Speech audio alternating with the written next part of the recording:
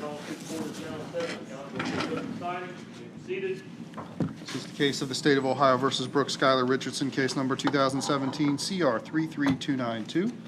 Present before the court is Ms. Richardson, right? Your Honor. Represented by Mr. Rickers and Mr. Rickers. We have Mr. Knippen from the prosecutor's office, Ms. Kraft also from the prosecutor's office. We are here today for a continuation of our jury trial. Anything preliminary to come to the court's attention?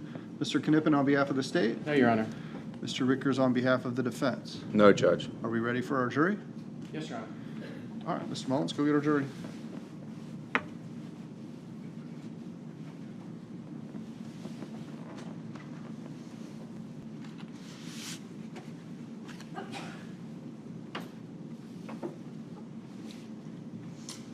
You may be seated. Ladies and gentlemen, welcome back. Is everybody able to follow my instructions and admonitions over our break last night and into this morning? Yes, sir. I apologize that we are a little bit late getting started this morning. We didn't want to do anything to interfere with our 9/11 memorial that is going on across the parking lot. Mr. Rickers, you may call your next witness. Thank you, Judge. Chris Curry. All right. This witness is somebody who has indicated that they do not wish to be videotaped or photographed. Raise your right hand. Solemnly swear or affirm that the testimony you will give in these proceedings will be the truth, the whole truth, and nothing but the truth, so help you God. I swear.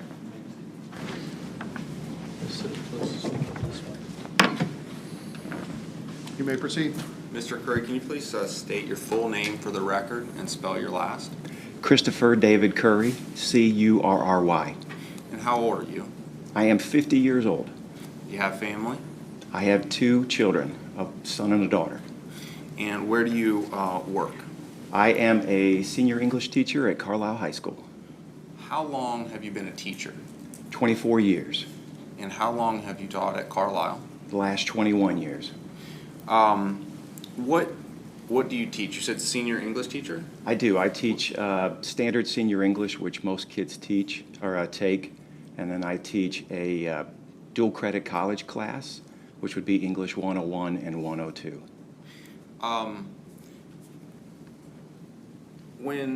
Can you tell us when you first met Skylar? I did. It was in August of 2016 on the first day of school. What year would she have been at that time? She would have been entering her senior year. Okay. And after that point, August 2016, going into her senior year, how often would you see her over the course of the next 9 months? I would have seen her every day. She had good attendance. The college class, I try to model after a regular college class. So we met in the classroom Monday, Wednesday, Friday for classwork. And then on Tuesdays and Thursdays, we would go to the writing lab where students would work on their essays and then conference with me on their writing. So I would have seen and spoke to her every day. Did you, every school day? Every school day. Your Honor, I'm hearing a little feedback. I don't know if the jury hears that or not. Did you have occasion to work one-on-one with Skylar during her senior year of high school? Yeah, quite often on those Tuesdays and Thursdays when we were in the writing lab, students have the opportunity to come and talk to me about their writing. And of all the students that I had that year, I met more with Skylar than any other. Okay. Is there anything, you're aware of the charges in this case, correct? I am. Is any of the essays that Skylar wrote, anything pertinent stand out to you? Well, we wrote a lot that year. 7 full essays, at least 30 or more weekly journals. So she wrote on a variety of topics, but the only one that stood out and still does to this day is that she wrote an essay on her struggles with her eating disorders that she had had prior to that. And she and I met quite often about that essay. Did you talk to Skylar when you met one-on-one? Was that Tuesday, Thursdays? Yes. I mean, you were sitting very close to her during that school year, correct? Yeah, at the same table. Mm-hmm. Did you talk to her about more than just the schoolwork on some occasions? I did, especially about that essay. Issues that I had with it is I wanted her to move beyond just the plot of what happened and dig a little bit more into maybe some of the emotional impact or motivation I always want to push them that their writing is a good reflection of themselves. So we talked quite a bit about that issue in particular and the way she felt about it. Sorry. Maybe if you could just scoot back from the microphone Am I too just a close? little bit. Okay, I'll use my teacher voice. I think we're okay. Okay. Mr. Rickers, you might do the same. Just Step back just a little. back a little bit, because we're hearing you okay, but I don't know where the feedback's coming from. Okay, thank you, Judge. Mr. Curry, did you and Skylar speak at all about things that were not school-related, like family? Yeah, we did. We did. To help engage with my students, I will speak and talk about my kids quite a bit, especially my youngest daughter. She is a person with autism, so she's a bit of a character, and I used to like to tell stories about her. And Skylar seemed to take a particular interest in her and her life. If my daughter had a choir concert on Tuesday, first thing when I saw Skylar on Wednesday, she would want to know, how did it go? Did I have any pictures? If we saw a much anticipated movie over the weekend, she would want to know, did my daughter enjoy it? Did she get her popcorn? So she and I talked about, particularly my daughter, quite a bit. Being a teacher at Carlisle High School and being a teacher for 24 years, how many students do you think you've taught over the years? At least 3,000 and probably more than that, easily. And you've been with Carlisle for more than 20 years. I have. Do teachers meet and discuss other students at times? Yeah, quite a bit, yeah. During your time as a teacher at Carlisle and knowing Skylar, have you had the ability to form an opinion regarding her reputation among all the other teachers at Carlisle? I have, yes.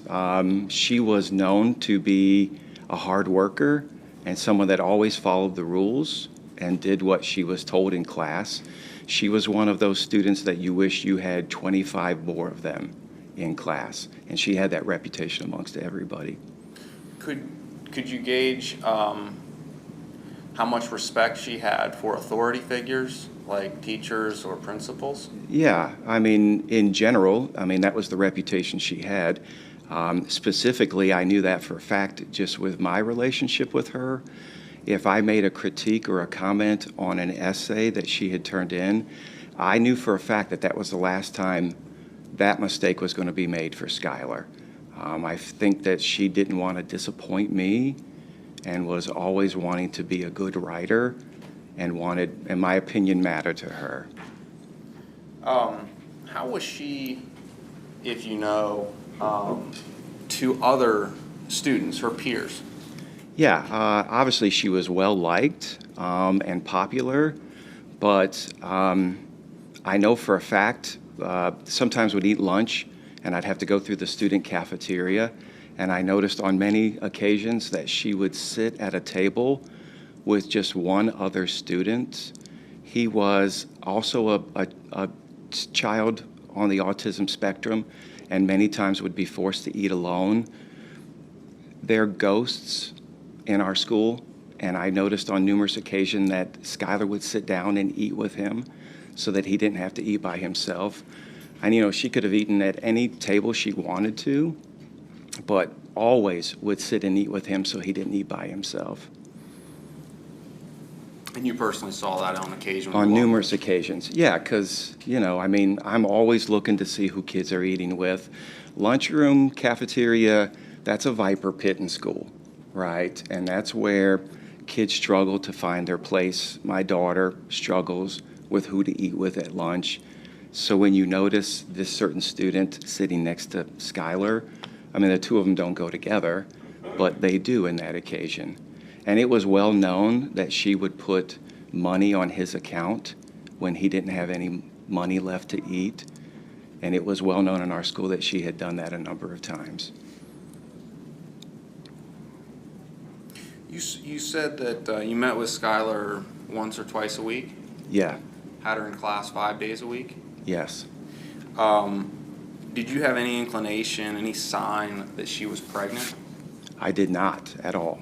Have you seen a full-term pregnant woman? I have twice, up close. And Skylar at no point looked full term. Not at all. You've had over 3,000 students. What makes you remember Skylar more than 2 years later? Why does she stand out to you?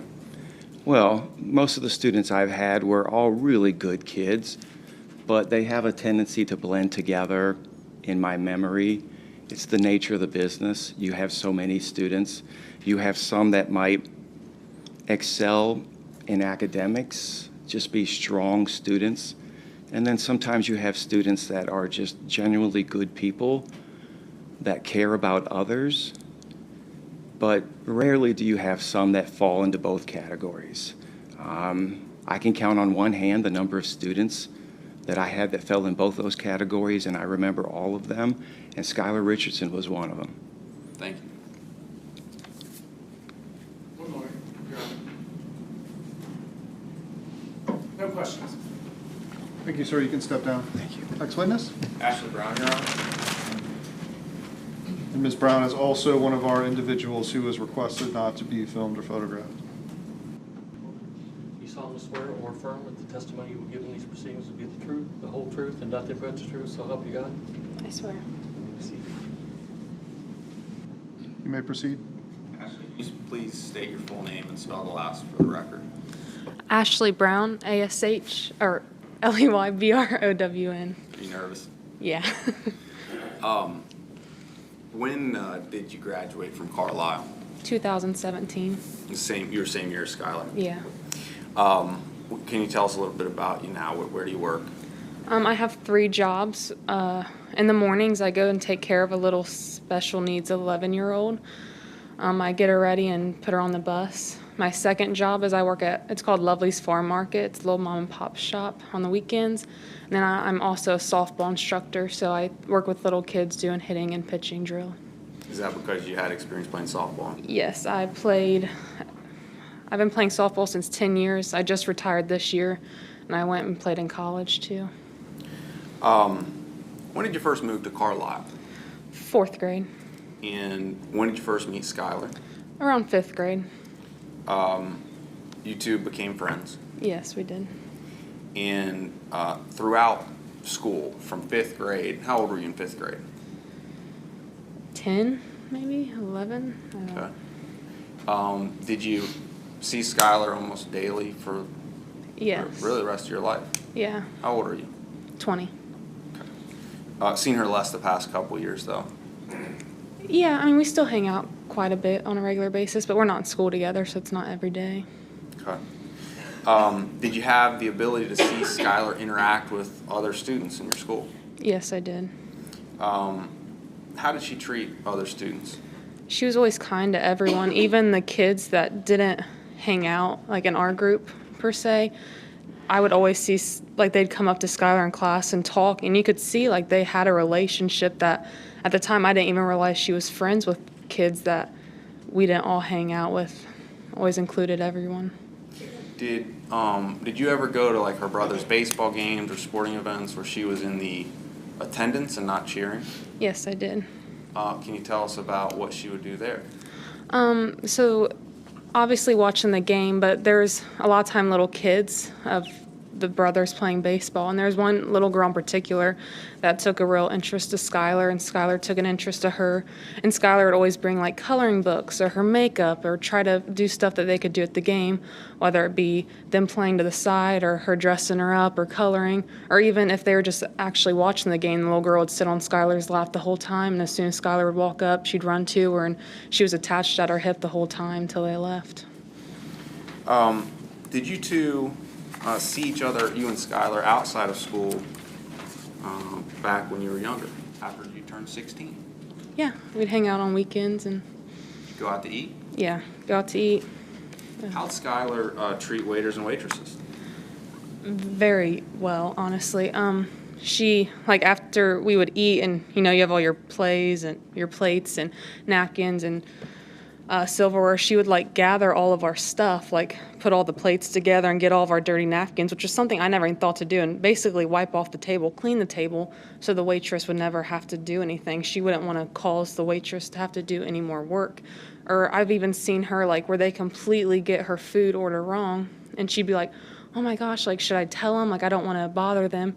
And even if she would tell them, she'd be like, I'm so sorry. I hate to bother you, but like, I didn't order this, or this wasn't rice. But again, I'm so sorry. Like, it's no big deal and stuff. So she was always very kind to them.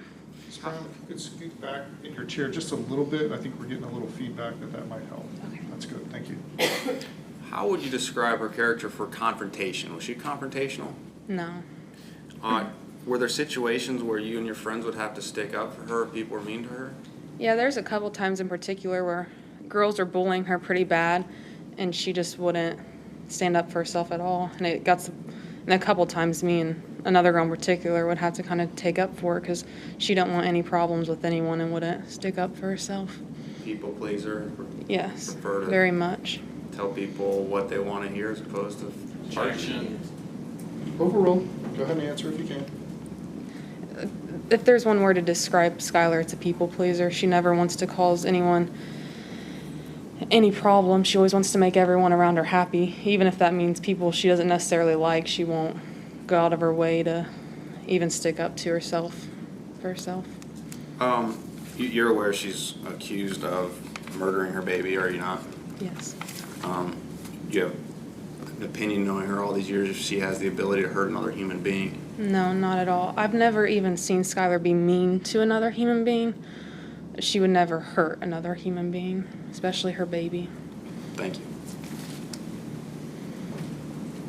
Ms. Kraft, remain quiet. One second, Your Honor.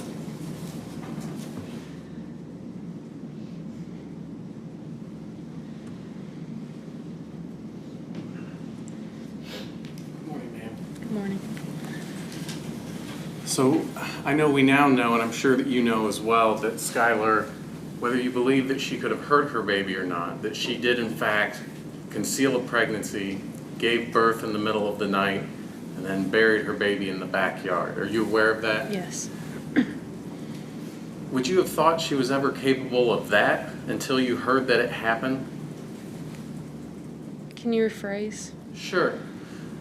Until you actually heard what happened in this case, as the facts came out. And again, I'm not talking to you about whether she murdered her baby. Okay. Just the fact that she would have gotten pregnant, concealed it from her parents, delivered alone in the middle of the night, and then instead of, going to the hospital or calling anyone, taking that baby out to the backyard, digging a pile into the ground, and then placing her baby in there.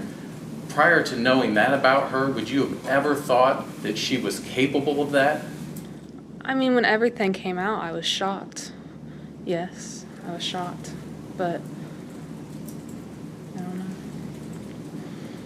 Okay. I don't No know, further sorry. questions, Your Honor. Anything else for this witness? No, Your Honor. Thank you, Ms. Brown, you can step down.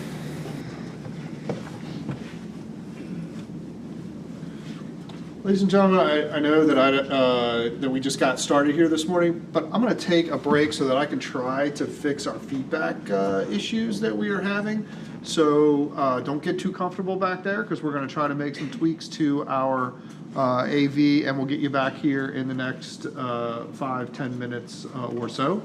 Even though it's going to be a short break, don't start thinking about how you're going to decide the case or begin talking about the case amongst yourselves. Mr. Mullins, you can take the jury out.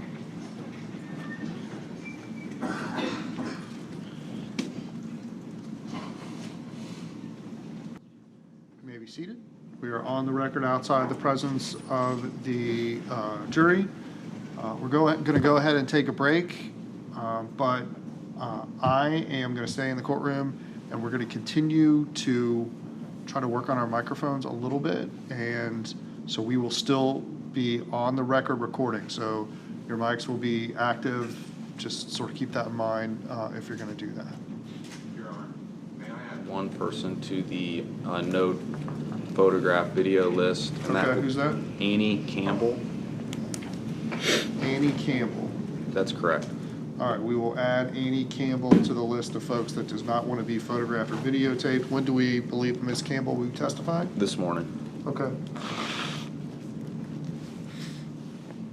All right, we're in recess, sort of. Mr. Kirby, can you sit up here for just a second?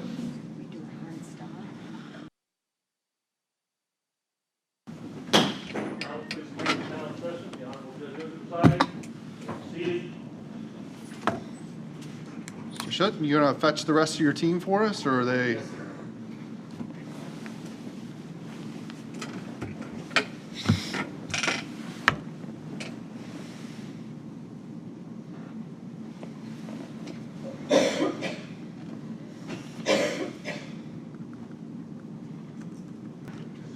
Dr. Bassman, you can come on up.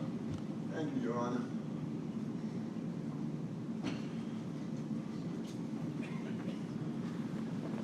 Raise your right hand for me. We're not going to swear him until the jury is here. Okay. You can go ahead and have a seat. Thank you. Dr. Bassman, because you're testifying in this case, you can go ahead and sit down. Because you're testifying in this case at the request of the defendant, there are certain confidentiality, privacy issues, doctor-client privilege issues that may ordinarily apply in your relationship with Ms. Richardson that do not apply any longer. So I understand that some stuff has already been turned over without a court order, but I would be prepared to order that that stuff be turned over so that it can be viewed by both sides, so that they have the full opportunity to cross-examine you and explore your testimony. You understand that, right? Yes, thank you for your honor. All right, is there anything else that we need to do before we get started? All right, go ahead and get our jury, Mr. Mullins.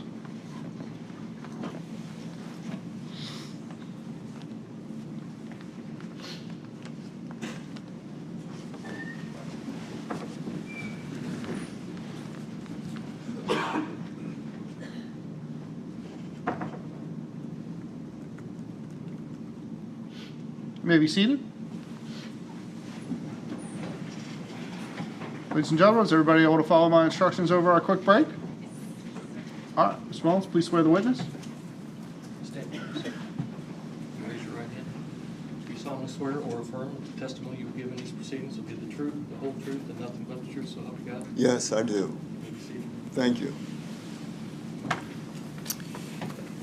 Dr. Bassman, could you please tell the jury your full name?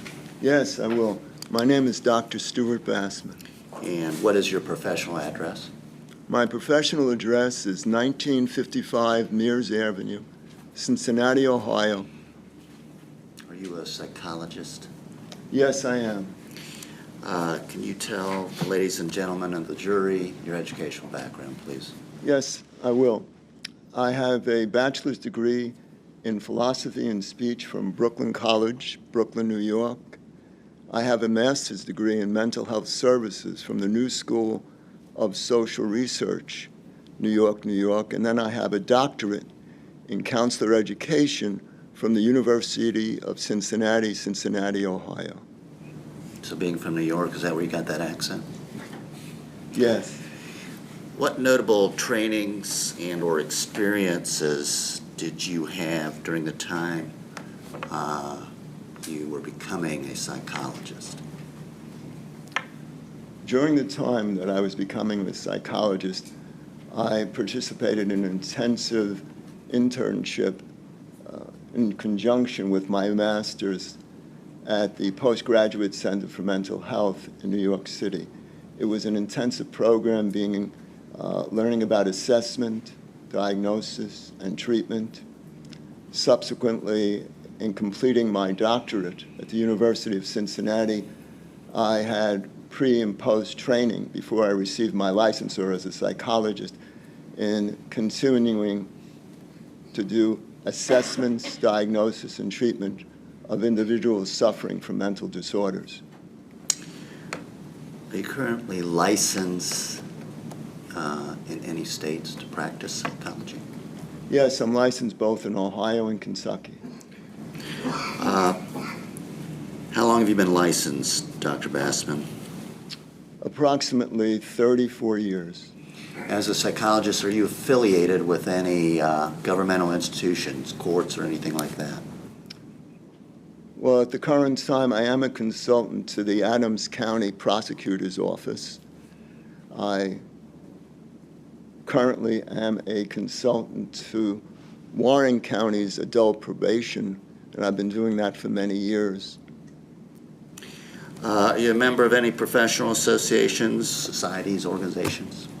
Yes, I'm a member of the American Psychological Association, the Ohio Psychological Association, the Association for Treatment of Sexual Abusers, and I'm also a member of the Kentucky Psychological Association.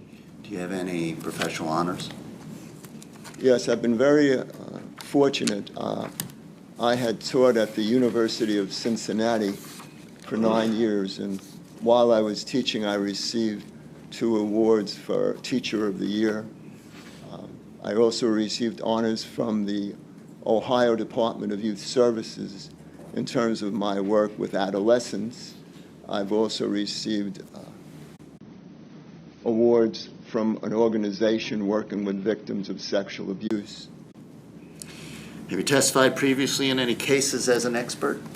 Yes, a number of times. What type of cases? I have testified for the prosecution. I have testified for the defense. I have testified federally. I have testified in civil court. I have testified in domestic relations court. Approximately how many times? Over the past 4 years, and I've been testifying for a long time, I think over the past 4 years it's been well over 50 to 60 times. Have you ever been qualified when called upon as an expert in your field? Every time I have been qualified as an expert. Could you please tell the ladies and gentlemen of the jury what you do as a psychologist? What I do as a psychologist, I help people by, first of all, doing an assessment and evaluation in terms of what's troubling them. Then I provide a treatment plan to help them in terms of alleviating their suffering so they could once again function in a healthy, psychologically healthy manner in the community. Do you have any idea how many evaluations you've done throughout your career? I would say well over 2,500. What, in doing an evaluation of a patient or an individual, what's important in your evaluation? It's important to basically get as much information as possible in terms of talking with other people that are familiar with the patient, if it's possible, to get whatever background information might be relevant, to get as much information as you can to truly understand the person, so you could really offer as much guidance and assistance as you can. Medical records, legal history. Bassman, at my request, have you had a chance to evaluate Skylar Richardson? Yes, I have. And were you able to obtain a history from Skylar? Yes, I did. Dr. Bassman, are you here today to give us your opinions based on your evaluation of Skylar Richardson? Yes, I am. Before we get into the basis of your opinion, based on your education, experience, and background, will you please give any and all your opinions today to a reasonable degree of psychological certainty regarding these opinions? Yes, I will. And before we get into the basis of your opinions based upon your education, experience, and background, do you have an opinion to a reasonable degree of psychological certainty as to whether Skylar Richardson has a psychological trait or condition whereby she is more susceptible to suggestion by people in authority? Mr. Richards, I apologize for interrupting your question. Mr. Knippen, Ms. Kraft, did you want to voir dire the witness on qualifications? No, Your Honor. Okay, sorry about that. You can maybe ask your question again. It's too long. Just kidding. Just I will ask it again.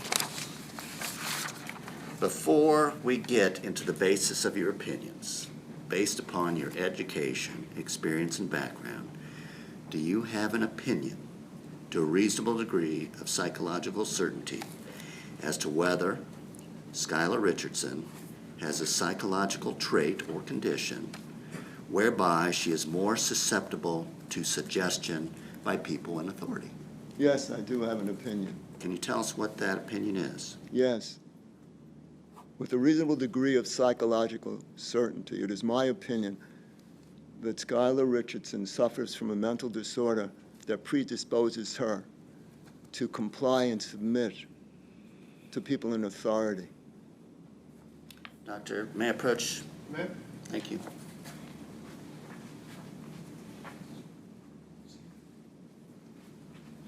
Doctor, I'm going to hand you what's been marked as Defendant's Exhibit FL.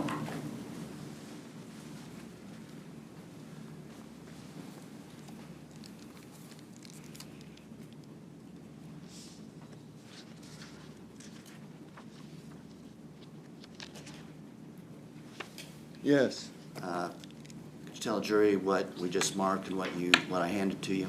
Yes, I will. This is a copy, first of all, of my curriculum vitae that outlines my work experience professionally. Second of all, it's a copy that I wrote to Mr. Ritgers outlining what I would testify about today when I'm in court. Doctor, can you please now tell the ladies and gentlemen of the jury what the basis of your opinion is that you just gave to us earlier?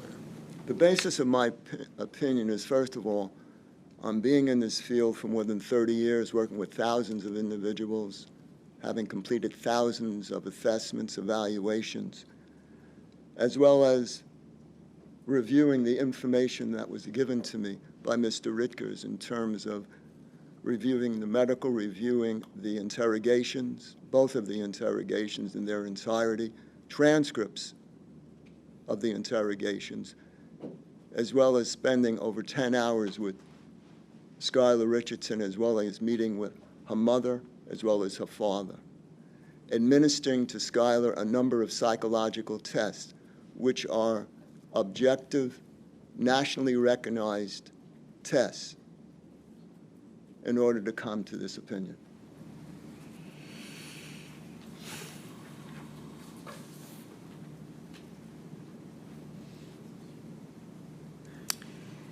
You mentioned tests that you used in your evaluation, not only of Skylar, but I take it you use it in almost all your evaluations. Is that correct? Correct. Okay. Can you please tell the ladies and gentlemen of the jury what these tests were and what significance they have to your evaluation? Yes, I can. When someone goes to a physician and they complain of pain, they might be referred for an X-ray, an MRI, blood test, or some other medical test that would give objective information based upon not only the interview or seeing the patient, but also objective data. As psychologists, we do not use X-rays, MRIs, blood tests per se, but what we do is certain standardized psychological tests that have been used for many years. I have chosen these psychological tests because I feel that they give me the most objective information to make sure that what I'm seeing, what I'm understanding is going on in the patient before me is something in a sense that makes sense so that I can understand. And what test did you give her? And what was this, if you could try to explain those tests in layman terms so we all understand what you psychologists look at. Yes. The first test that I administered was the Minnesota Multiphasic Personality Inventory, the second edition. This test has been around for more than 70 years. It's been used extensively.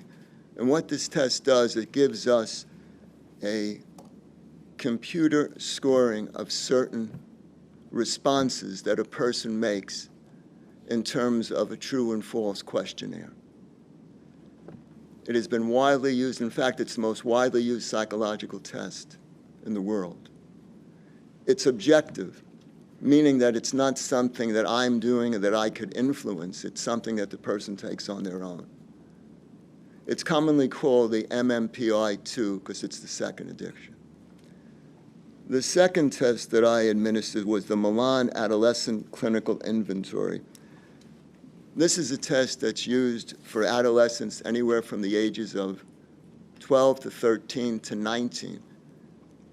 This test was developed by a theoretician by the name of Milan in terms of helping the practicing psychiatrist, psychologist, counselor, and social worker to understand the person before them by looking at objective data, taking out the subjective, taking out, in a sense, the person's view. This is a very widely used test. The third test is the Brief Symptom Inventory. This is a simple questionnaire that someone fills out in terms of describing their symptoms, depression, anxiety, and things like that. The fourth test is the Beck Depression Inventory. It was named after a psychiatrist who's done extensive research on depression, anxiety, and hopelessness. His name is Aaron T. Beck. So it's called the Beck Depression Inventory, second edition. This other one by him is the Beck Anxiety Inventory, and the third is the Beck Hopelessness Scale. And the reason that we use this test is because frequently people who think of committing suicide have a profound sense of hopelessness. So when someone comes to me, one of the most important variables that I look for, are they suicidal? So, using those tests and the results and the interrogation videos and transcripts, along with her medical history, did that help you arrive at your diagnosis, which was the personality disorder? Yes, it did. And doctor, specifically, what information in the interrogation videos stand out to you with regard to your opinion? In terms of what stands out to me about what I observed, what I read, transpired in the interrogation, was a clear sense of intimidating, attempting to convince Skylar to implant a memory, implant an interpretation of facts in such a way that would incriminate her. And what's most sad about this is Skylar, because of her personality disorder, is not able to protect herself. She was not able to defend herself. So Skylar, because of her personality disorder, has a very difficult time confronting those in authority. She has a very difficult time speaking up for herself. She lives in a state of denial where if you would see her on the outside, you would see a smiling girl, but on the inside, she's emotionally crumbling. So at any sort of confrontation, she disintegrates. She retreats. I observed Skylar. I read in the transcript how Skylar was being manipulated. I saw two of the... Your Honor, I would object at this time. The jury is going to disregard the doctor's commentary about it being sad, but with respect to all other aspects of the testimony, I'm going to overrule the objection. Doctor, you may continue. Thank you, Your Honor. May I continue? Yes.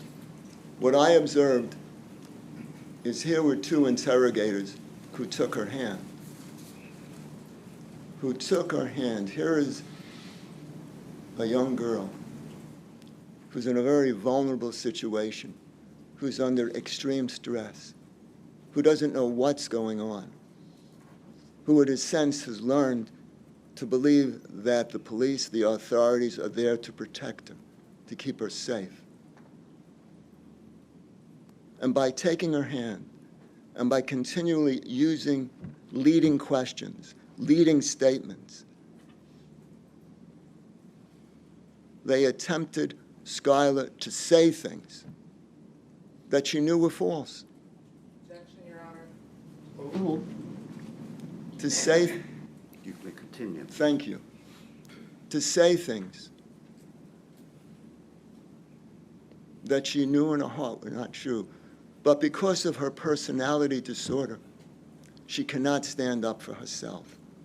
She cannot protect herself. She was defenseless. And those people that she was looking for guidance, those people that she was looking for to protect her, were not there. In fact, they were attempting to convince her of something that wasn't real.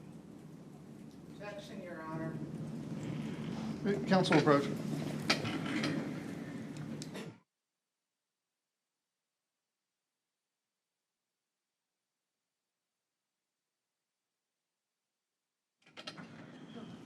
All right, ladies and gentlemen of the jury, when it comes to expert testimony, you as the jury are the only ones in this case who get to decide whether somebody is telling the truth or is not telling the truth. Sometimes we have expert testimony that is going to help you in that regard, but I do not allow anybody to provide expert testimony about whether or not somebody is being truthful or makes a truthful response. So, Dr. Bassman, if you could be maybe a little more careful in your responses. Ladies and gentlemen, you are to disregard any opinion that this doctor may have provided you with regard to the truth or the veracity of Ms. Richardson, but you can consider the remainder of his testimony for evaluating that. Mr. Rickers, if you could rephrase your question. Thank you, Your Honor. Judge, can I ask him to go ahead and continue if he has any more information that he wishes to give to the jury? That's fine. The bottom line is, Skylar, because of her emotional makeup, cannot stand up for herself. Because of her emotional makeup, avoids confrontation to all costs. Rather than confront someone, she will retreat into herself, into a very lonely, isolated world.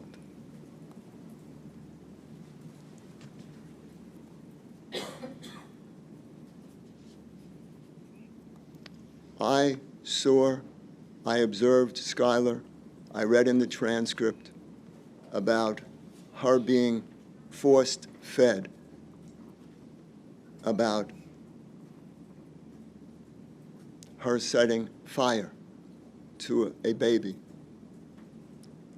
her being forced fed, about hearing a sound, even though she adamantly said no.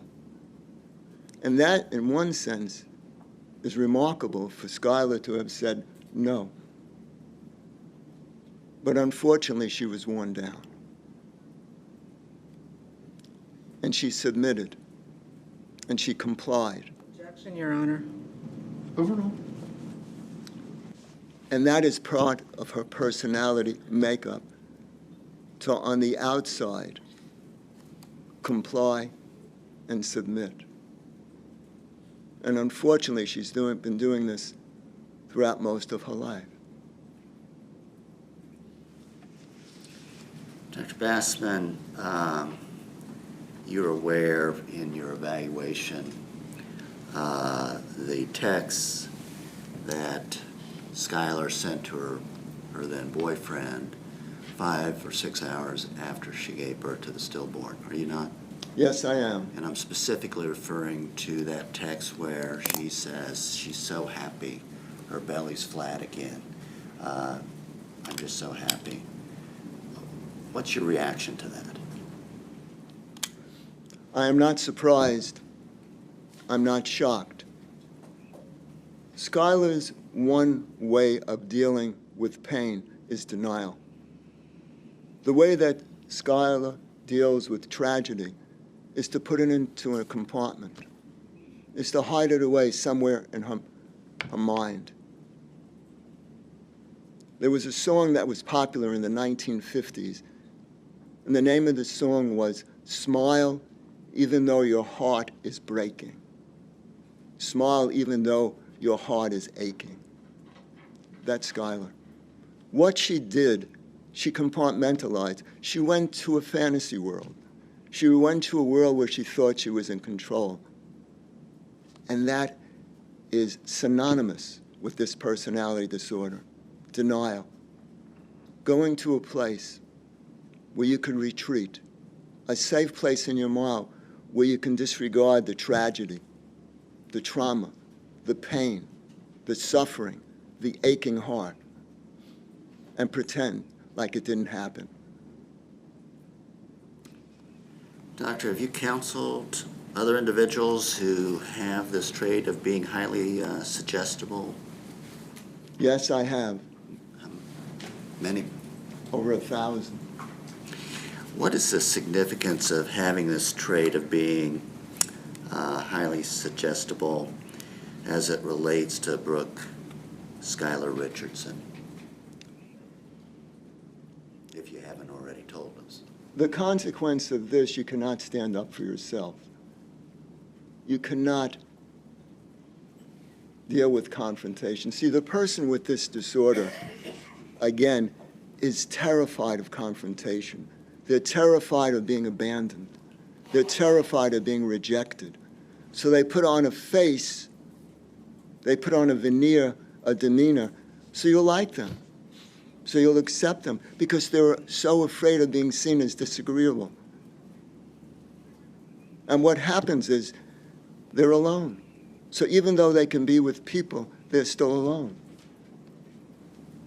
Last night I did a group at my office made up of women like Skylar, women who grew up with this particular problem. And in the group as well are men who have exploited women like this. And my goal is to bring these people together so that the women can learn how to stand up for themselves and that the men will learn how to be compassionate, understanding. Is there something in your evaluation and coming to your opinion, is there something in her past that contributed to this personality disorder? Yes. What is it? First of all, the latest research indicates that there is a biological predisposition towards having certain personality types. There's also research that indicates the way that one is raised. But we focus on the psychological. We focus on what experiences have someone had in the course of their life. Skylar shared with me that at the age of 12, Objection, Your Honor. Overruled. may I continue, Your Honor? Skylar shared with me when she was 12 or so, she was having insecurity about her appearance, whether she would be liked, whether she would be accepted, typical behavior. I have taught classes on adolescent psychology, typical. But there's another element to this insecurity about her appearance. She, even then, was vulnerable to being taken advantage of by someone in authority. So a boy started showing her attention. A boy that Skylar looked up to, who Skylar admired. She began to respond, and then he began to abuse her. He began to abuse her sexually. Your Honor, I'm going to object. Can we approach? You may.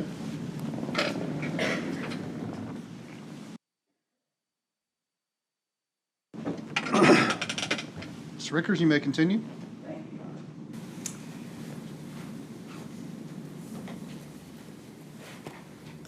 Dr. Bassman, you were talking about, in part of your evaluation, you came across, and I don't think you stated the period, but this was back in 8th and 9th grade that this occurred, correct? Yes. And the fact that she had been sexually abused was part of your considerations in your evaluation. Correct. And it helps explain that personality disorder, does it not? Yes, it does. Okay. Let me ask you, if someone has this type of personality disorder where they're susceptible to people in authority, are they easily controlled by those people in authority? Yes. I don't believe I have any further questions. Ms. Kraft, you may inquire.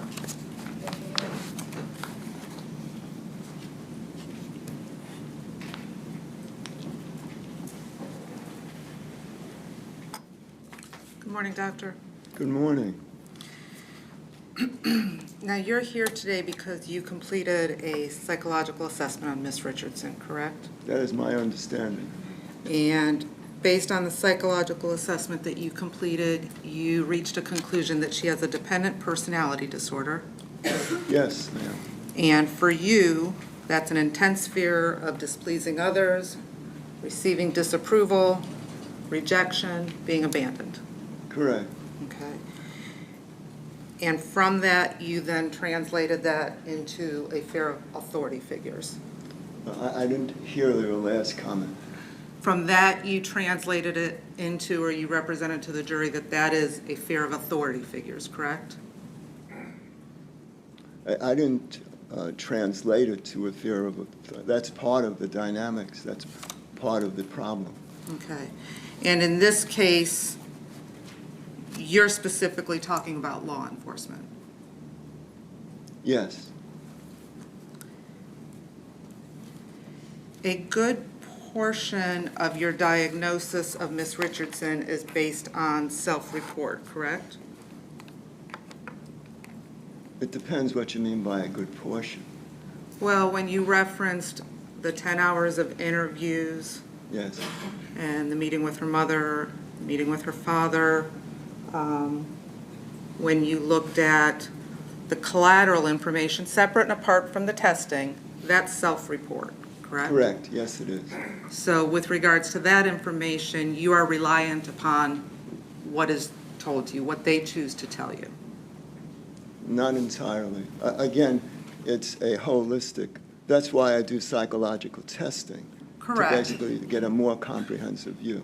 Correct. But I said separate and apart from the psychological testing. The other stuff is all based on self-report. Yes, thank you. Is that correct? Yes, And I think you even have a statement in your assessment that says it's not intended to ascertain the veracity of past historical and/or factual information, correct? yes, Okay.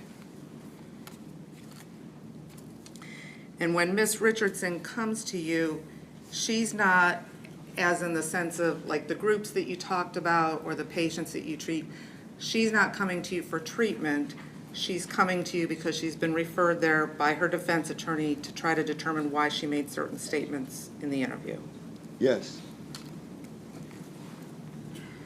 And I believe you also said in your assessment, your purpose at that time was to try and determine her psychological status and personality characteristics. yes, that is correct. And that psychological status and her personality characteristics are what help you to determine why she may or may not have made certain statements. Yes, Now, doctor, this personality disorder, it's not just limited to law enforcement, correct? correct. It's in all aspects of her life. Yes, And that would include a fear of rejection or disapproval or abandonment from her mother, yes, her mother, yes, her boyfriend, yes, her father, yes, because it's not just law enforcement, it's all interpersonal relationships. correct, correct. It's across the board. Okay, and I want to ask you that because, Your Honor, may I approach? You may. You would agree that both of these documents were provided to the defense and to the state, correct? May I look at them? Absolutely. Thank you.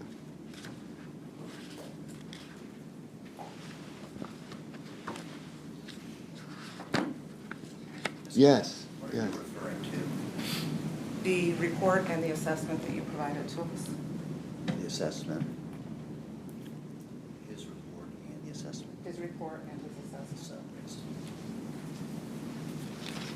would you like these back? Yes, please. Thank you.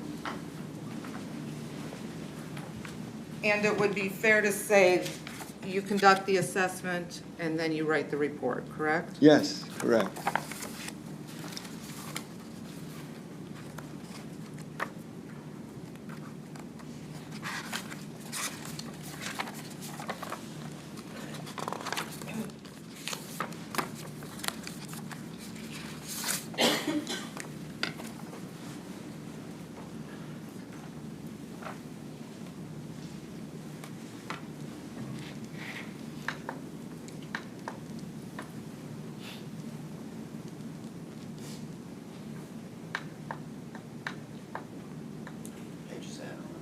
page 6, Doctor, is what I have up on the overhead right now. Yes, thank you.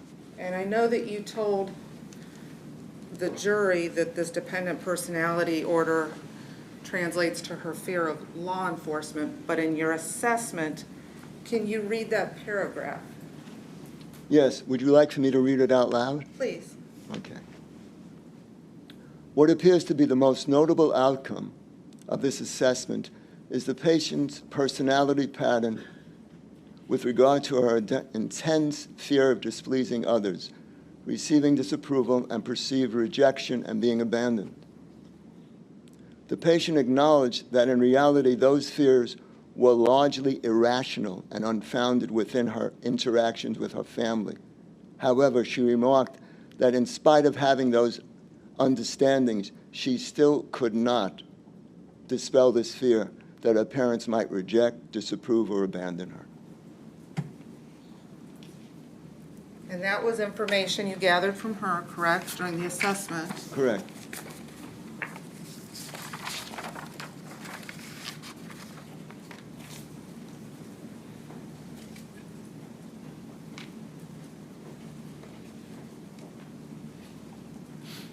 And now, Doctor, I'm putting up your report that was written after the assessment.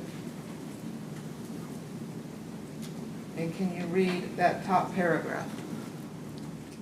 So you're asking me to read the paragraph that begins, "What appears?" Please. Yes. What appears to be most notable outcome of this assessment is the defendant's personality pattern with regard to her intense fear of displeasing others, receiving disapproval and perceived rejections and being abandoned. She acknowledged that in reality those fears were largely irrational and unfounded with her interactions with others, especially those in authority. However, she remarked that in spite of having those understandings, she could still not dispel this fear that others might reject, disapprove, or abandon her. You agree that that's the same paragraph you had in the assessment that you did first, but in the assessment, based on the information that she relayed to you, her fear was with regards to her parents. I'm not understanding the question. If you could rephrase that, I'd be glad to answer. Sure.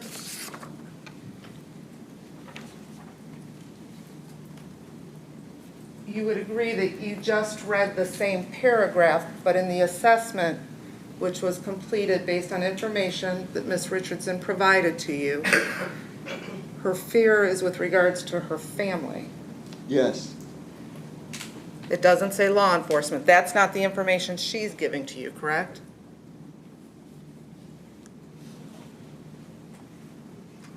Again, I'm struggling because, again, I think we've already established that this is across the board with Skylar in terms of dealing with authority, whether they're her parents, her teachers, her boyfriend, or law enforcement, that this is a problem for her. I understand, Doctor, but what I'm trying to ask you is what Brooke reported to you was she was afraid of her parents, correct? Correct. And what you put in your report was that she was afraid of law enforcement, people in authority. You used that same paragraph, but took out the connection to the family and instead inserted especially those in authority. Again, I'm confused because you asked me to read from my report. In both instances, I read from my report. In one, it spoke about Brooke's relation or Skylar's relationship with her parents, and then Skylar's relationship with those of authority. Thank you, Doctor. You would agree that the relationships that matter the most to her are her mother and Brandon. Did she share that information with you? She shared that information with me, correct, that her mother and her boyfriend at the time were extremely important. And your theory is that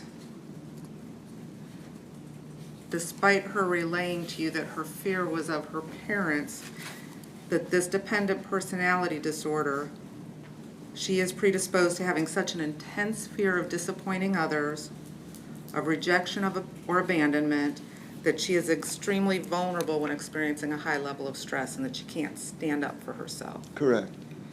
And when she's in that high level of stress, if I'm following your testimony, it sounds like she might do extreme things, such as making statements that aren't accurate.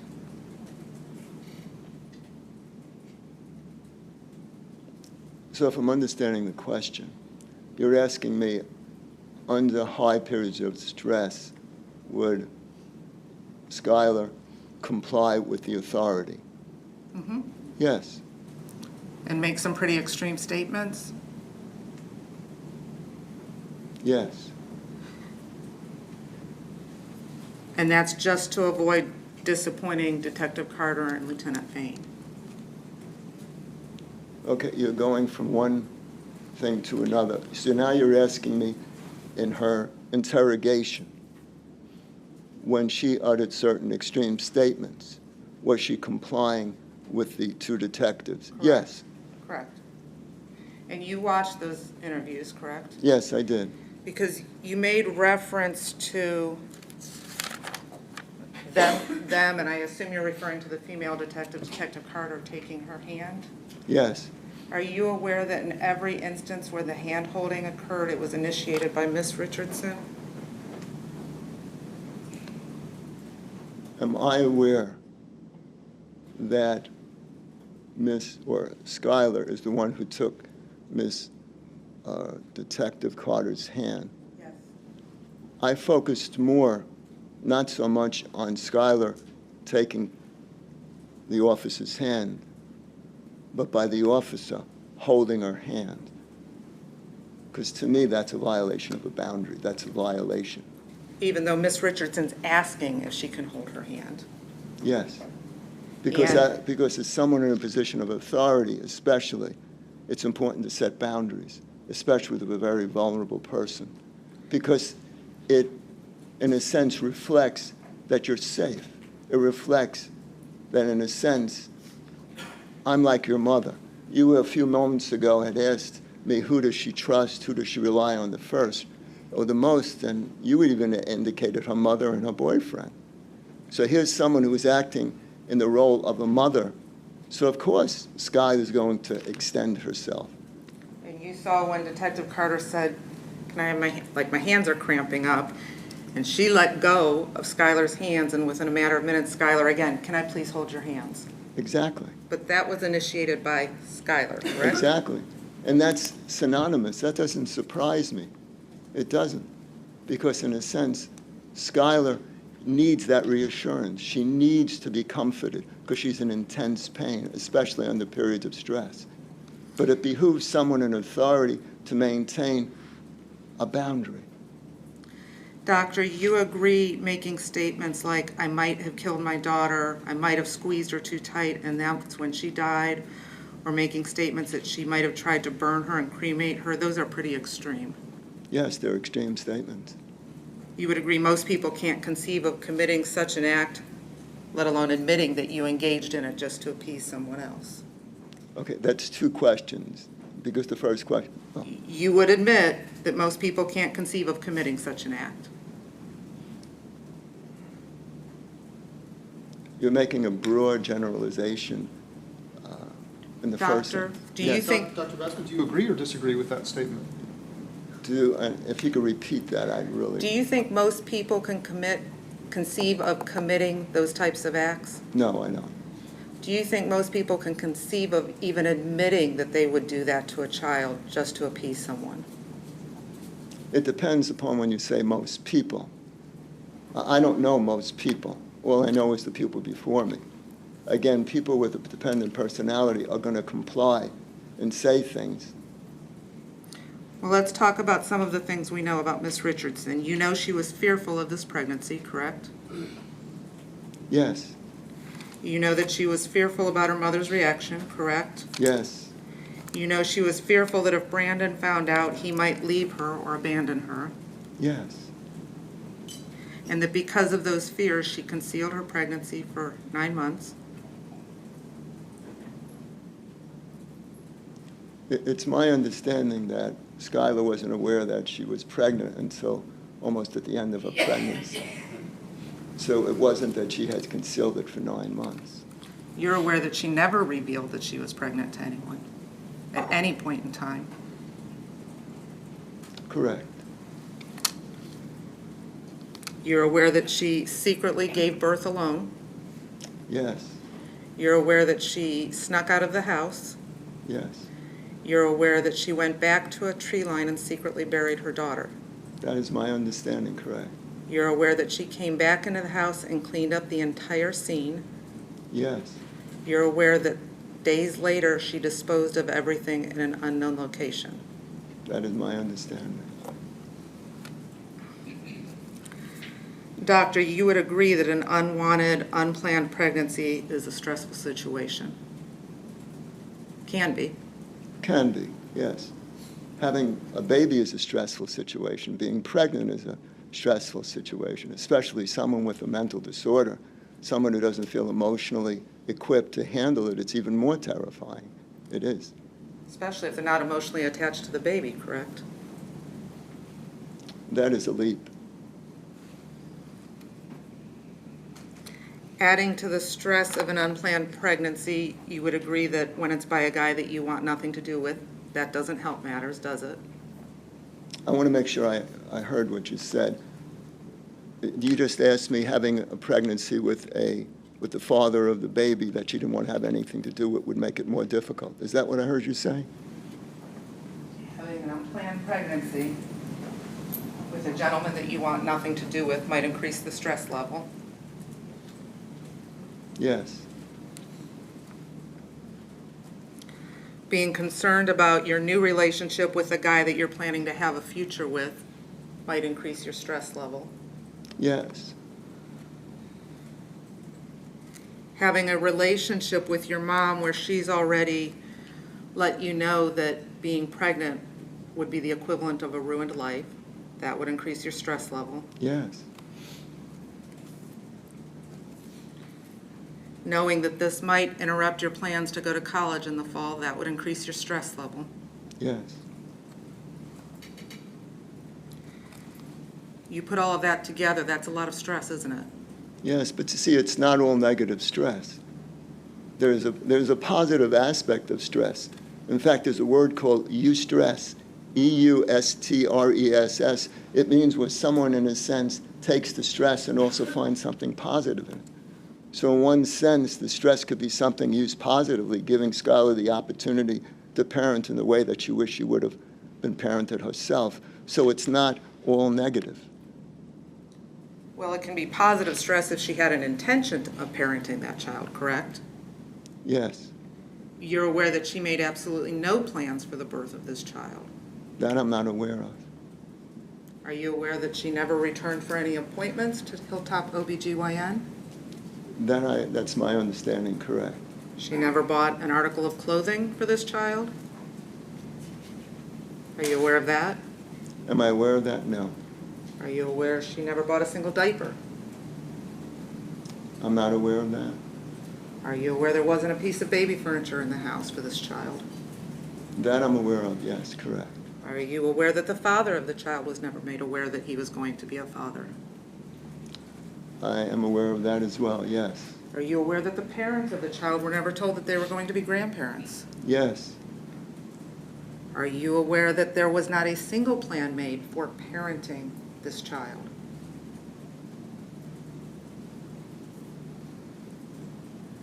That I don't know.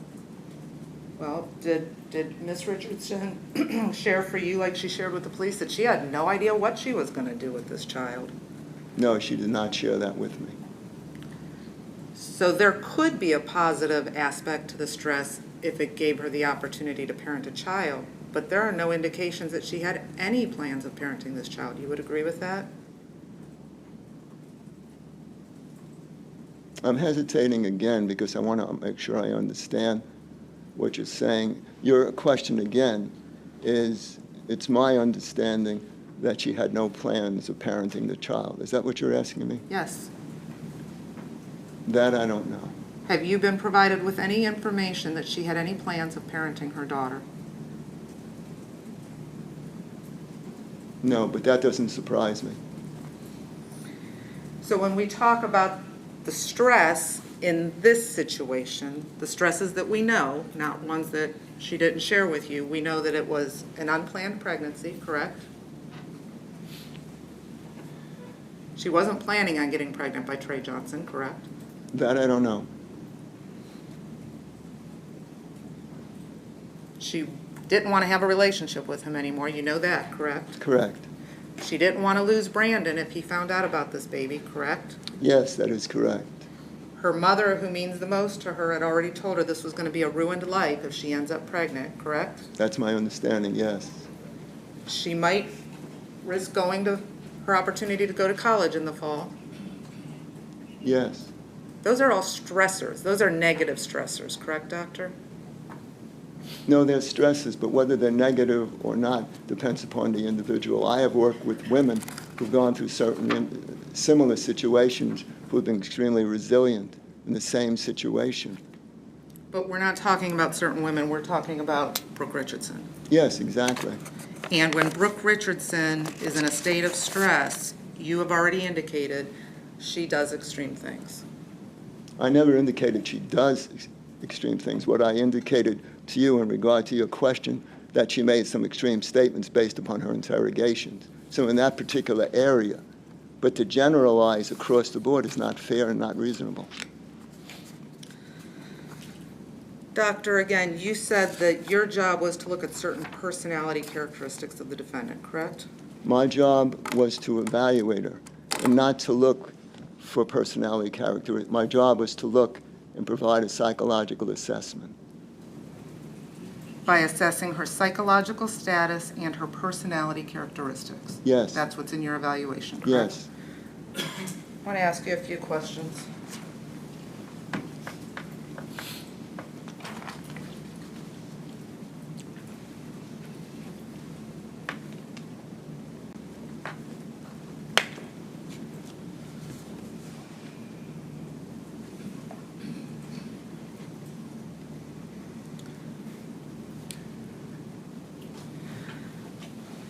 When you were trying to assess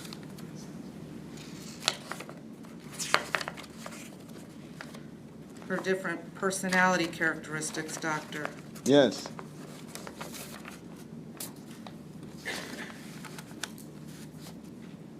you reviewed the recorded interviews in this case, correct? Yes. All of the documentation and medical records that were provided to you? Correct. Your interview of the defendant, some of the information you had was presented directly from her? Yes. Okay.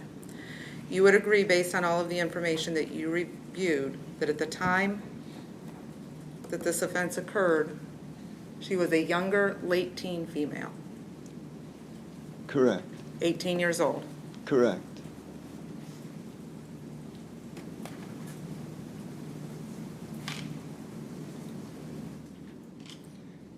You would agree that she has never been diagnosed with any psychoses or psychotic symptoms, no delusions, visions of grandeur? That's correct. I'm not aware of that.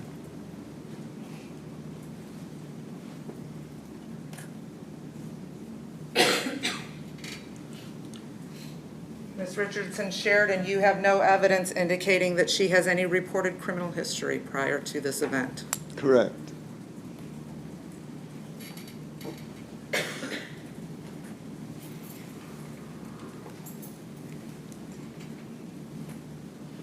You have no knowledge of her actually going to any facility, meeting with a doctor, going to any place to abort this child? That is correct.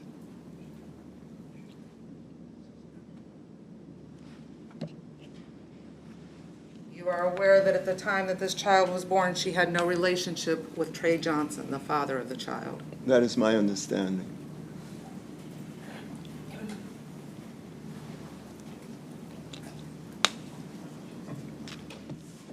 You are aware from your meetings with her, the information she shared, as well as the documentation that you've reviewed, the interviews, the text, that she reported she had an inability to reveal the pregnancy to her mother out of fear of her mother's reaction? Correct.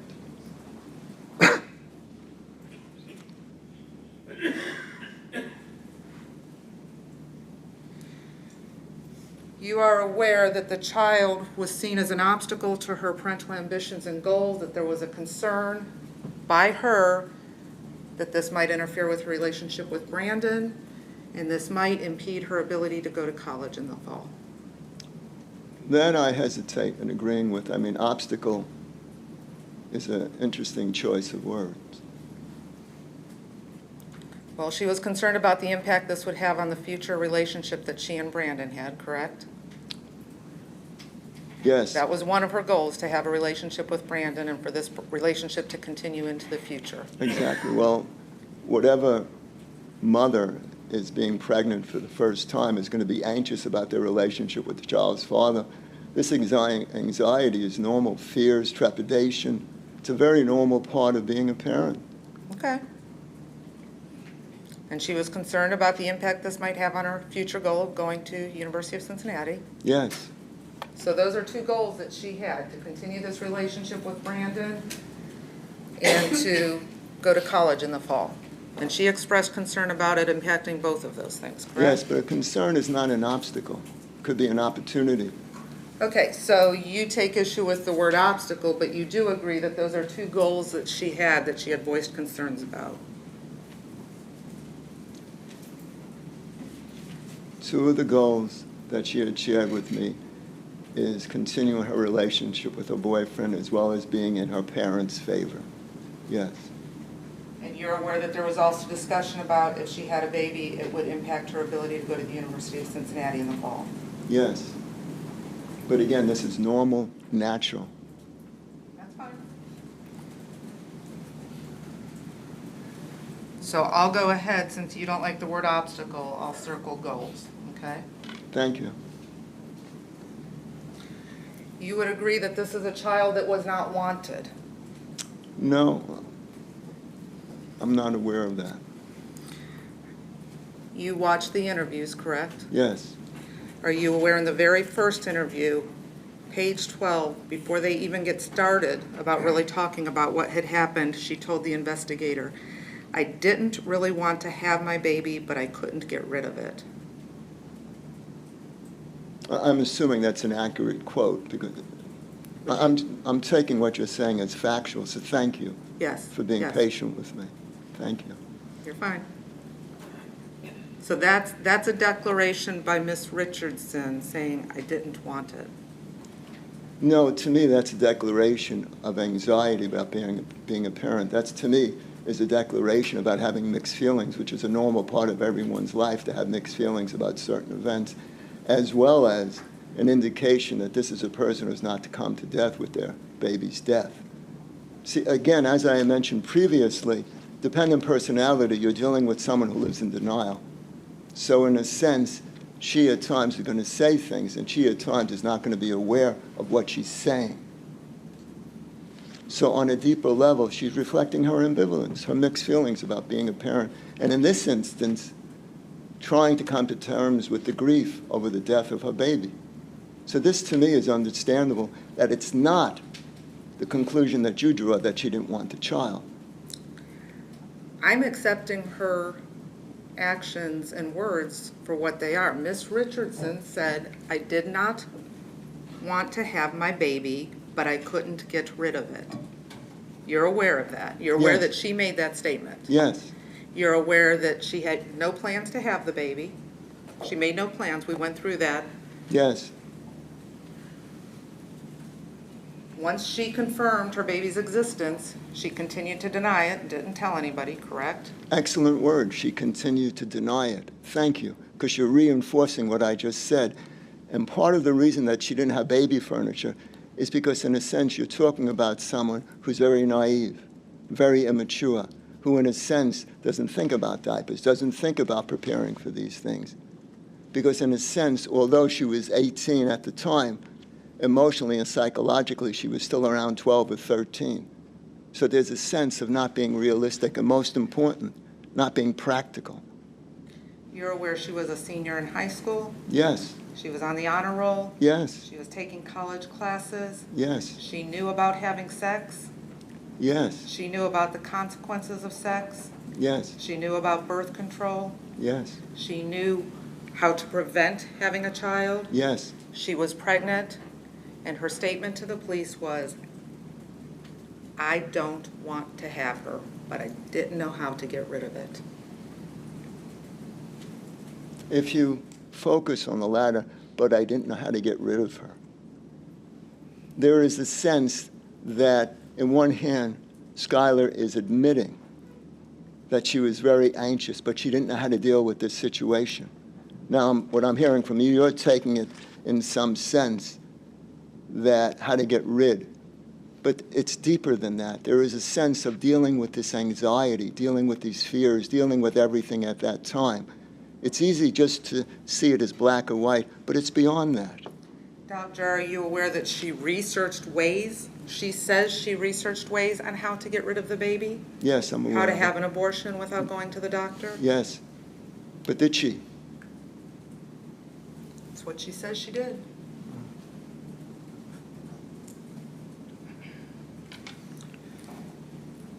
And you've already said you like this word. You would agree she denied the existence of the pregnancy when Dr. Andrew confirmed it for her. Exactly. And look at this. And because you brought up an interesting point, honor roll student, doing very well, going to college, a lot of book sense. But what about common sense? What about common day-to-day sense? So yes, someone could have a lot of book knowledge, and yet someone could do very well in school. But what about common sense? What about in daily common sense areas? So here is someone, a young woman, who is 8.5 months pregnant and basically, in a sense, denies, doesn't know that she's pregnant. What does that say about her common sense? What does that say about her ability to be aware of herself? She's pregnant, and yet she doesn't know it. What does that say about her awareness of her body, about who she is? So are you arguing that she lacks common sense? Yes. And yet this person that lacks common sense was able to give birth alone in the middle of the night, take the baby out to the backyard, bury her, and conceal all evidence of her existence. That's not book smart, correct, doctor? Yes, it's not only book, but it also, in a sense, is the way that she's dealt with things her whole life. She hides, she conceals. Exactly.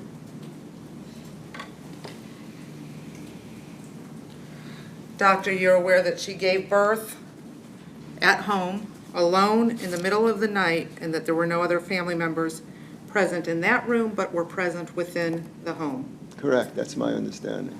This was a non-hospital birthing, correct? Correct.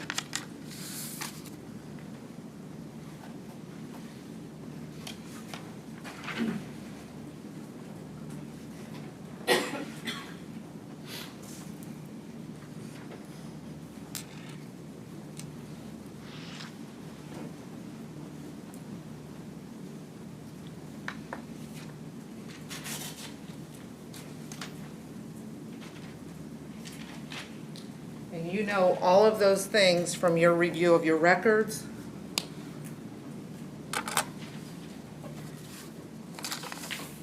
Review of collateral records? Information that she provided to you, correct? You're asking me if I'm familiar with all of this, and the answer is yes.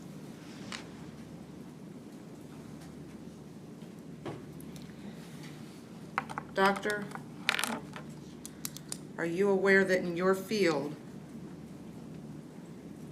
the killing of a neonate on the day of its birth is defined as neonaticide, and that list right there is the classic characteristics of a young female who engages in that act?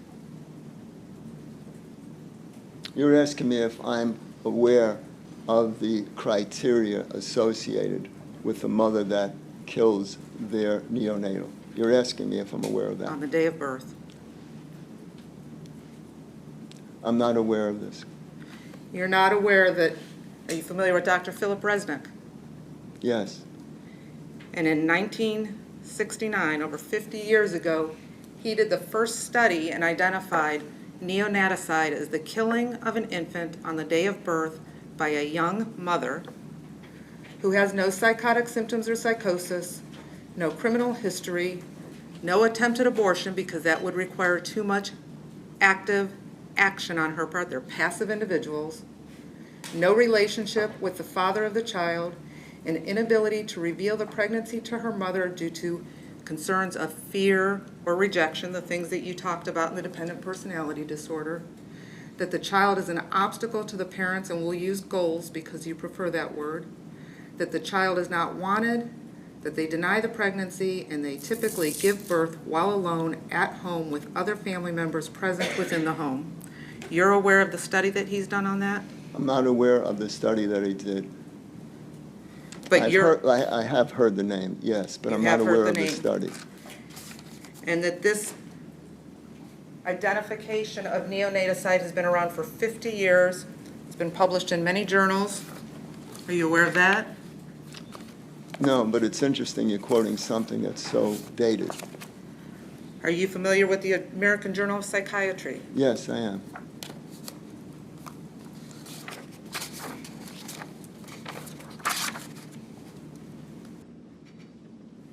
In 1970, Resnick published his groundbreaking study of neonaticide. He performed a literature review of documented newborn murders from the mid-18th century until 1968 in 13 different languages, and found that women who killed their newborns were substantively different from women who killed their infants or toddlers. His work has been supported in numerous other international studies that show that women who murder newborns tend to be younger than 25 years old, emotionally immature, unmarried, often living with their parents, unemployed, or attending school. They do not seek prenatal care and are often no longer involved with the baby's father. Infant deaths were associated with lack of prenatal care and non-hospital birthing. So the original study might be old, but they've continued to research it and expound upon it, correct? That I'm not aware of. I mean, right now you're showing me something from 1970, which is 59 years ago.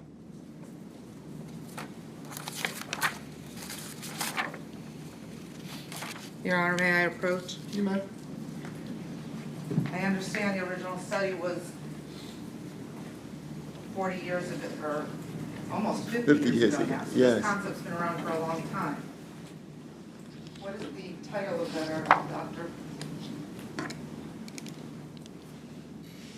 Infanticide and neonaticide, a review of 40 years of research, literature on incidents and causes. So Yeah. the article is not 50 years old, correct? No, this is dated 2010. It's 9 years ago. May I have the article? Oh, of course, thank you. You're welcome. Thank you.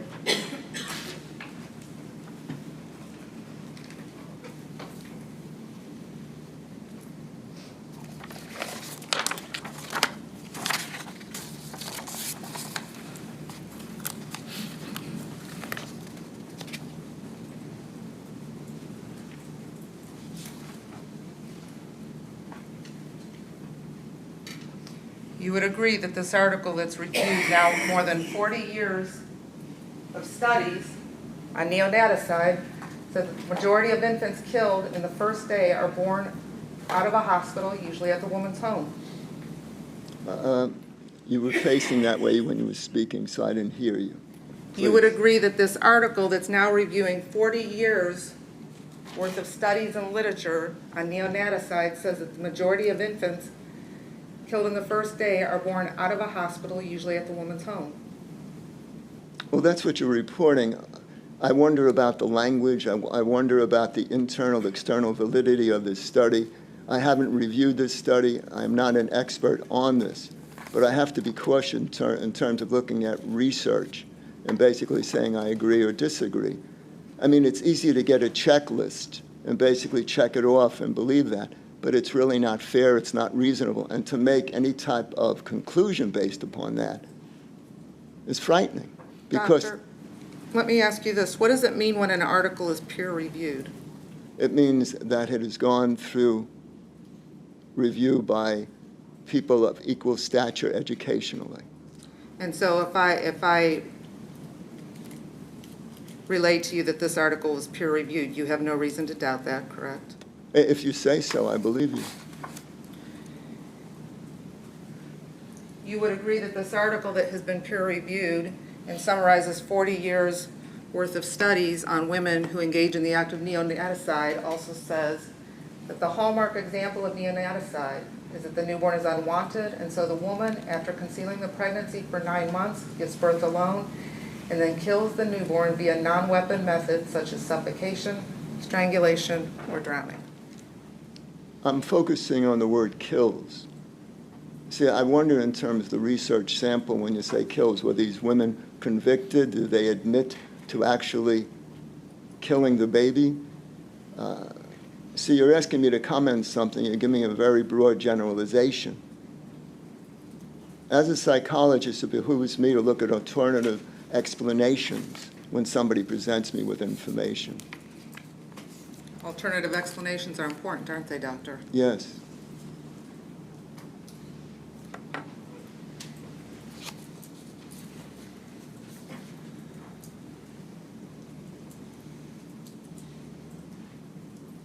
The article indicates, the study further notes that in the majority of cases, the women went through labor and then murdered the infant within close proximity to others without disturbing anyone, let alone calling for help. Oh, that's what you're reading, yes. But whether it applies in this instance is something I'm assuming you're attempting to prove.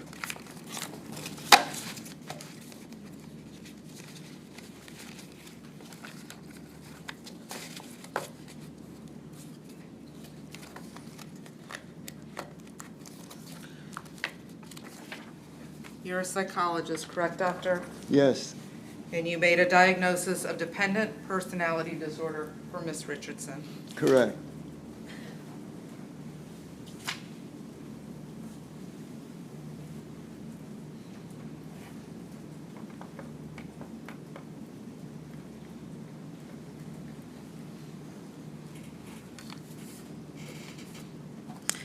In your field, Doctor, is it possible that a client can be experiencing more than one thing or occurrence at a time? For example, you could have a dependent personality disorder and you could have depression. Yes, correct. And sometimes some of the things they have might not rise to the level of an actual diagnosis, but they're still characteristics that sometimes can be masked within that particular diagnosis. That is the correct. primary diagnosis. In fact, sometimes you guys do like a rule in, rule out, correct? Yes.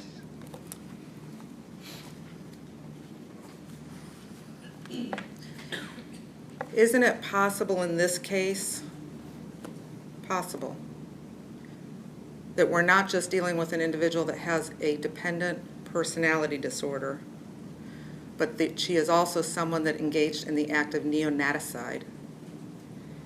And that because of the similarity in characteristics, the act of neonaticide is being disregarded or overlooked altogether? Again, I'm attempting to understand your question. Your question is, can a mother kill their baby? And the answer is yes, they can. And then you're bringing up dependent personality disorder. So you're saying if someone has a dependent personality disorder, can they kill their baby as well? I mean, does a dependent personality disorder keep them from killing their baby? Is that what you're asking me? Just because she has a dependent personality disorder doesn't mean she didn't kill her child, does it? The Doesn't two are mean- not mutually exclusive. Nor does it mean because she has it that she did. But the two are not mutually exclusive, correct, Doctor? Correct. And she doesn't want to be rejected or abandoned, correct?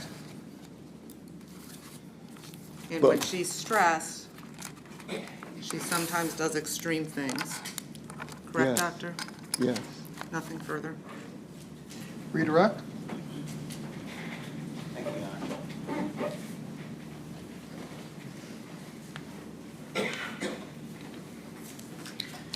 Dr. Bassman, does a woman who killed her newborn baby go back to the same OBGYN 3 months later where they know she was pregnant? Does that make sense to you? No.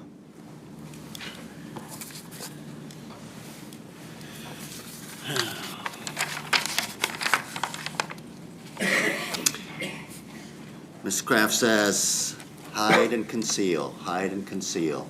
Skylar hides and conceals. We're talking about food, are we not? Yes, And that's related to her eating disorder, is it not? correct.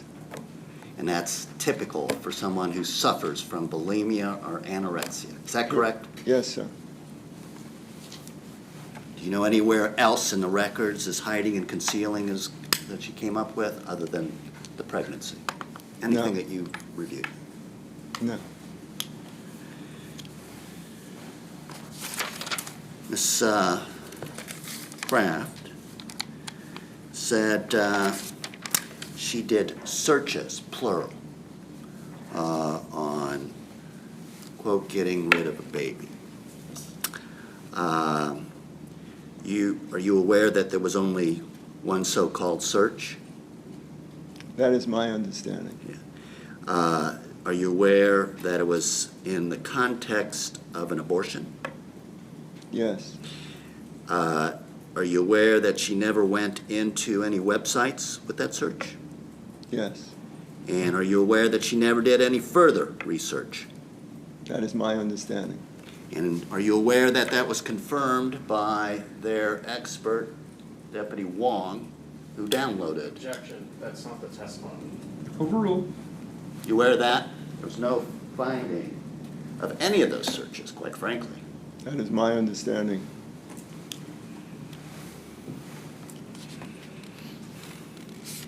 You aware of the search Ms. Kraft indicated about baby clothes, whatever? Are you aware that Deputy Wong also found a search for baby clothes on an Epic? I don't know what this site was. Babypedia? You aware of that? No, I wasn't aware of that. Dr. Bassman, you aware that when Skylar went to the OB and she found out that she was pregnant, that Dr. Andrew told her she had 10 weeks to deliver that child? I wasn't aware of that. That was April 26th. You're aware of that OB visit? Yes, You're aware that 11 days, not 2.5 months later, but 11 days later, she gave birth? You aware of that? yes, So in that 11 days, are we supposed to assume that she would have time to think about clothes, diapers, cribs, and all that other stuff? Do you assume that that would all been done in those 11 days, or? could it have no. been- I would imagine that she thought she had plenty of time to think about it and come to terms with it. Exactly.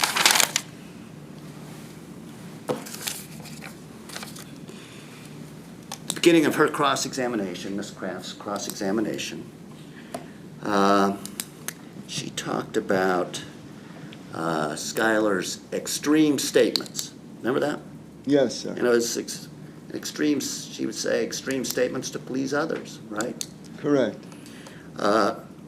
It's one of those statements in your mind that she would admit to putting a lighter to her baby's foot and the baby caught fire where the flames went up to her chest. Is that an extreme statement in your mind? Yes, it is. And why is that? Is it possible? Is it scientifically possible to do that? No. Sustained. The jury will disregard that last answer and question.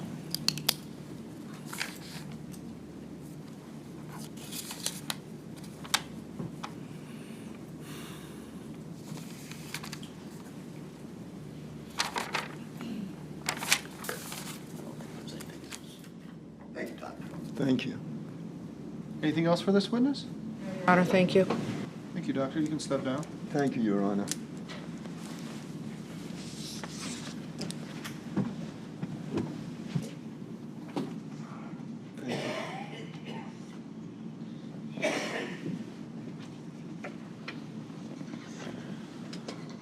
Ladies and gentlemen, with regard to the psychological testimony of Dr. Bassman that you just heard, I allowed this testimony for the limited purpose of evaluating Ms. Richardson's behavior during the police interviews and what use, if any, you will make of those statements. It was not permitted, and you are not allowed to use it to suggest that she did not have the mental capacity to commit these offenses, or as to evidence of her mental state at the time of these allegations. It is also not to be considered by you for any purpose of sympathy. We're going to go ahead and take a break now for about 15 minutes. Remember what I have previously told you. Do not begin thinking about how you should decide the case or talk about the case amongst yourselves. We will be back here at about 20 after.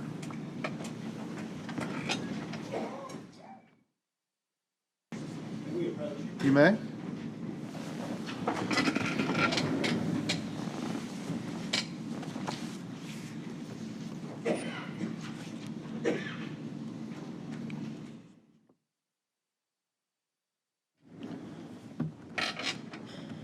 All right, Ms. Kraft, at sidebar, the state voiced an objection to some of the testimony regarding Dr. Bassman.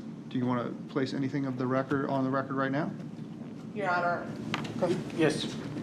Anybody, doesn't matter.